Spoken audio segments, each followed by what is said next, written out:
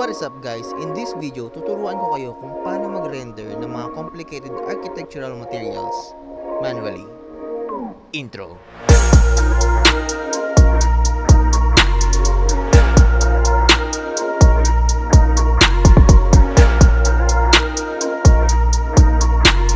Alcohol markers, colored pencils, white gel pen, at fine liners.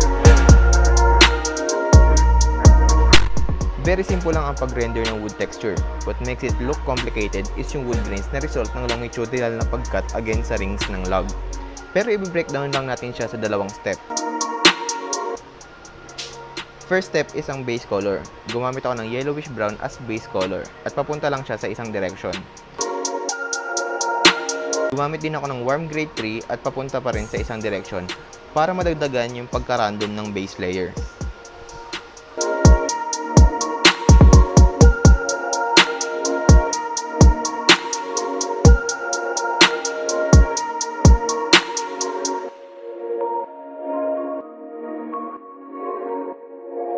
Gamit ang brown color pencil, dito ko na nilagyan ng wood grains, sunod pa rin sa direction ng base. Naglagay din ako ng pahabang spirals as indication ng mga rings ng puno.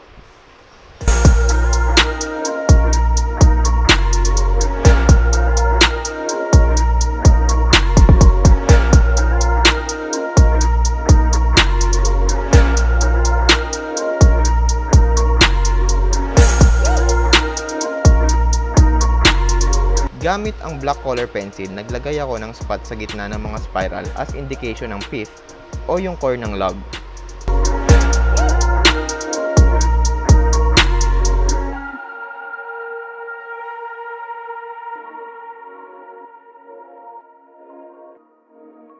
What makes water texture complicated is yung caustics or yung distortion ng reflection sa water surface.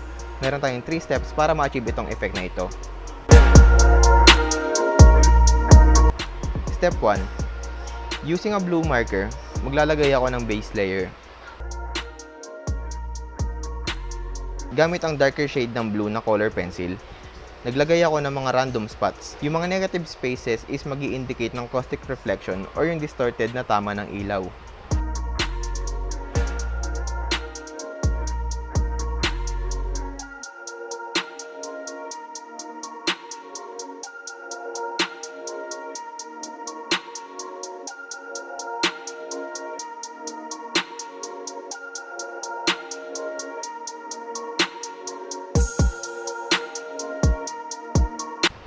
Step 3. Gamit ang white gel pen, gumawa ako ng mga wavy lines para i-indicate ang caustics.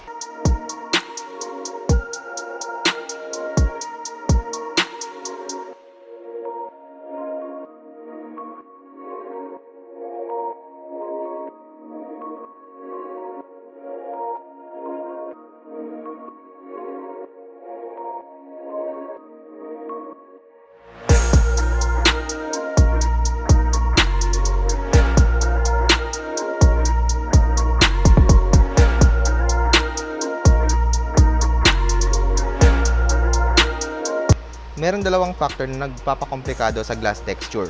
Una is kailangan magmukha siyang transparent nang hindi nagmumukhang invisible. Pangalawa, kailangan niyang magmukhang reflective nang hindi nagmumukhang salamin. Para mas madali nating maintindihan ang principle sa pagre-render ng glass material, meron lang tayong dalawang dapat tandaan. Una, transparent ang glass. Pangalawa, ang reflection ay ang pag-bounce ng light. With that, pwede nating i-include na ang magre-reflect lang sa salamin ay yung mga bagay na maliwanag sa foreground at lahat ng madilim o shadow area is magiging transparent. Gets? Good. Sa example na ito, gumawa ako ng isang senaryo. Meron akong object sa harap at likod ng glass panel para makita natin yung epekto ng reflection at transparency ng glass. Step 1, tinrace ko yung silhouette ng foreground object sa glass panel, assuming na ayun yung part na transparent since di naman siya nag-e-emit ng light. Step 2. Using a white color pencil, shinadean ko yung labas ng silhouette ng foreground object as indication na reflection ng sky.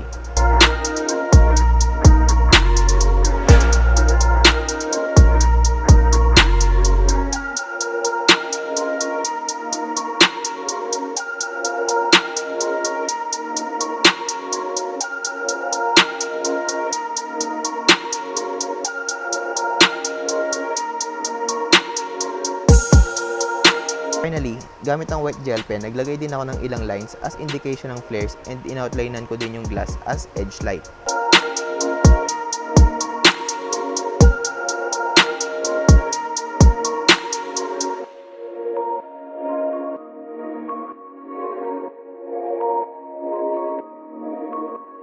Gamit din na ang fine liners, inoutlinean ko din ng ibang edge as shadow naman.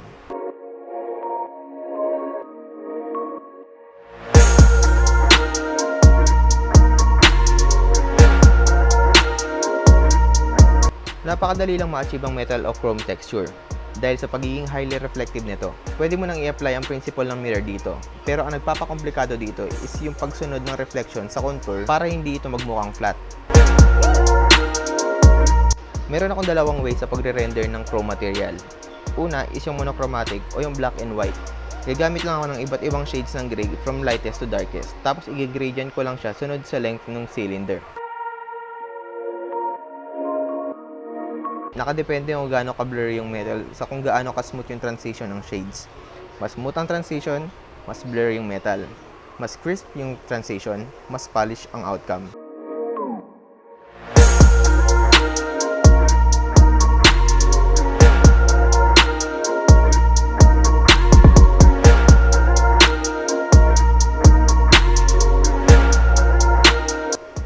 Dito gumamit ako ng black colored pencil para mas smoothen yung transition.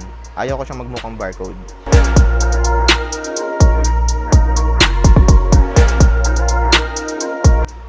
Isa pang way sa pag-render ng chrome material is same procedure, pero mag-a-add ako ng blue at earth tone para indication ng reflection ng sky at ground.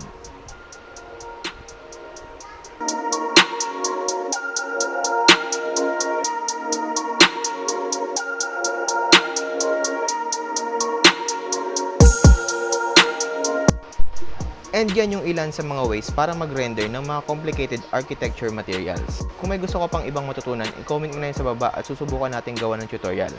Kung nagustuhan mo itong video na to, don't forget to like and share this video. Subscribe and click the notification bell para updated ka whenever I post a new video. This has been RB Channel and see you on my next video.